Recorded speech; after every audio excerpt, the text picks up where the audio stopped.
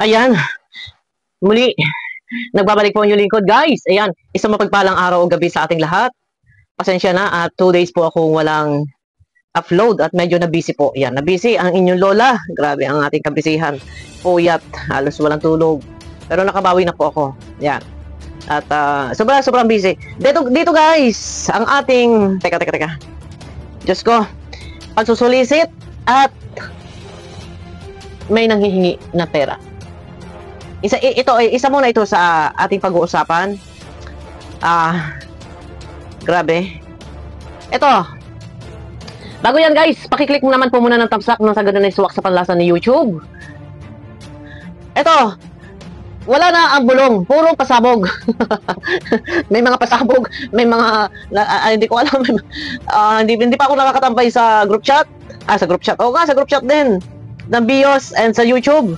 Mga pasabog po, wala na ang bulong-bulong, puro pasabog na. Usaping nag-online solicitation, usaping nagsusulisit sa loob ng group chat, and ginagamit ang pangalan ng isang beneficiary para maghingi ng pera. Eto guys, no?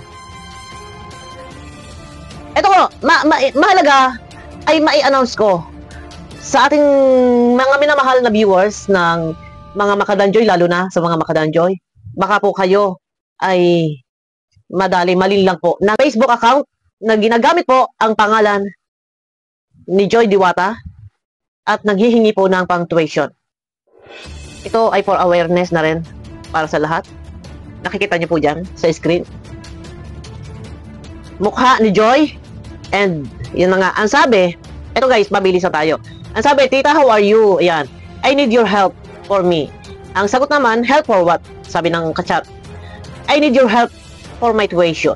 What? Sabi, bakit? Hindi ka ba binibigyan ni Kalinga Prab? Ang sagot niya, don't talk anyone. Tapos, for my allowance to my loving moms. Are you sure? Wait, I will call to Rob. Yun po ang kanilang conversation. Bukod pa dito, meron pang isa. Meron pang isa na ganun din po, pangalan din ni Joy at nanghihingi po ng pera sa kung sino man, kung ilan man yan, yung mga chinachat, nanghihingi po ng pera. Paglilinaw po sa lahat ng ating mga minamahal na viewers at baka po merong makakapanood ng aking video na to. Paglilinaw po, baka po may magchat-chat sa inyo na Joy Diwata or Joy Aquino ang magchat-chat at nanghihingi po ng pera. Paglilinaw po sa lahat, si Joy po ay never nanghingi. Hindi po siya nanghihingi. Paglilinaw po sa lahat, ito po ay para sa kaalaman ng lahat. Hindi po si Joy nanghihingi ng pera. At kung meron man pong gumagamit ng ganito at mukha ni Joy, pangalan ni Joy, siguraduhin po, kumuntak lang po sa mga reaktor, lalo na kay Bobby TV or sa akin, magtanong kung si Joy ba yung nagchat-chat na iyon na ginagamit ang pangalan ni Joy at mukha ni Joy. Kasi mahirap po, no? Alam nyo naman na marami ang mga kalaban, mga nambabas, marami. Baka nanggagamit po sila. Ginagamit nila po para sa panunulisit ay mangyari lamang po na magtanong-tanong. At ito na lang, para sa kaalaman po na lahat, kahit hindi po kayo magtanong sa amin, ito na lang, si Joy po ay hindi po nanghihingi ng pera sa mga viewers, sa mga sponsor. Hindi po si Joy nanghihingi ng pera. Para po sa kaalaman ng lahat. Nililinaw ko lang po at baka po kayo ay ma-scam. Yan. Dahil laganap ang pang-i-scam. Ito na, yun lang ang aking masasabi, mag-iingat. Baka kayo ay ma-scam. Hindi po si Joy nanghihingi ng pera sa mga viewers and lalo na sa mga sponsor, hindi po yan nanghihingi, guys. No. Ayan, usapin pa rin na panunulisit o naglilikob ng pera sa group chat. Ito, paglilinaw, ako may group chat din. May group chat ako ng Danjoy. Kung magbigay. Kung wala. Dahil una-una, ang aming pinagsasamahan po sa group chat ay hindi lang po yan para sa magkaroon po ng donation na matuturing para sa beneficiary. Hindi lang po. Kami po ay mga magkakaibigan sa group chat. Masaya. Yan. Wala pong sapilitan. Nakagaya ng iba na gumagawa ng plano para mag-solicit. Planong pa surprise na ganito, ganon, ganyan, ganito, ganon. Kami po ay wala. Ang aking mga kasama, kung mabigay, salamat. Kung wala, salamat din. Yan. Ganon po yun. No.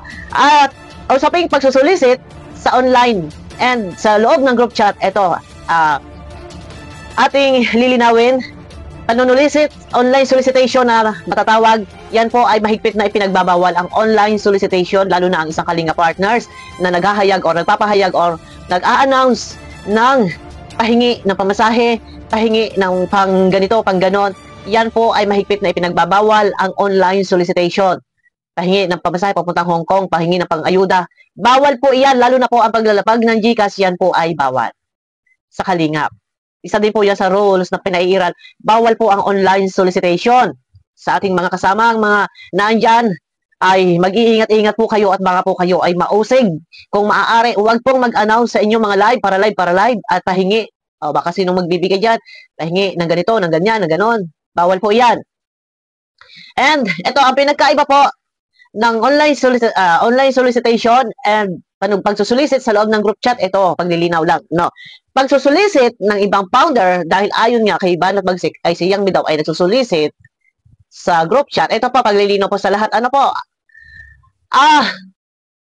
Kung nagpaplano magsulisit or nagsusulisit sa loob ng group chat, ayon nga kay Kuya Bal, ay walang problema. Hindi natin pwedeng pakialaman ang paglilikom ni Yang Mi ng pera sa loob ng group chat.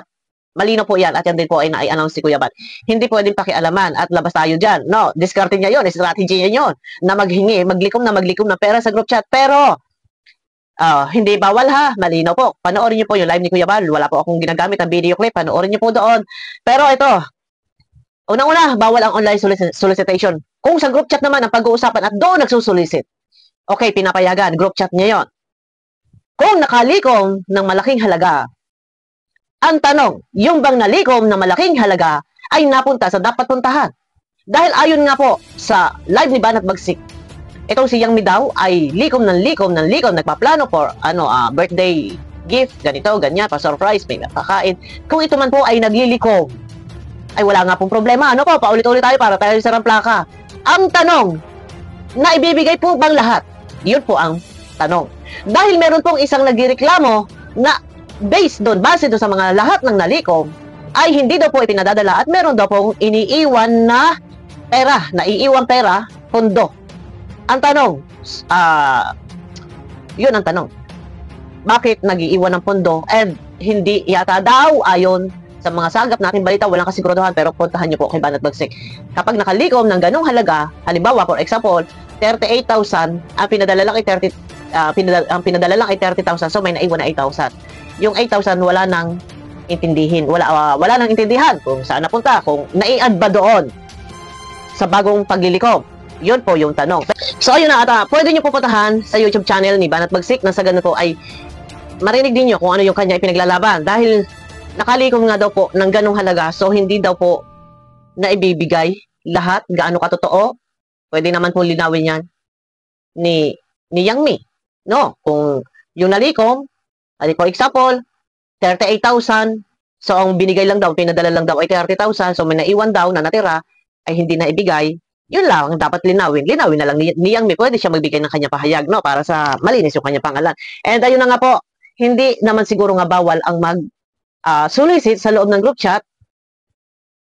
Ang tanong nga, yung bang lahat ng kabuwang na solicit ay naipapadala doon sa dapat pagpadalhan? Yun po ang tanong doon. Dahil nga, ayun nga sa vlog ni Banat Bagsik, meron nga daw pong, kumbaga, naiiwang pera na wala nang kinamutaktakan, o I mean, wala nang intindihan pa kung saan napunta. Yun lang, linawin na lang ni Yang Mi na sa ganon, maintindihan, maliwanagan ang lahat. Yan. Online solicitation sa ating mga kasamang Kalinga partners at nanghihiram at para utang-utang, nangungutang. Ayan, pwede naman mangutang siguro, pero huwag gawing asal. Pwede mangutang kahit pa isa-1,000. Yan. Kung libo-libo na at ginawang asal na, ay huwag na. Pero kung mangungutang, mag-PM na lang kayo.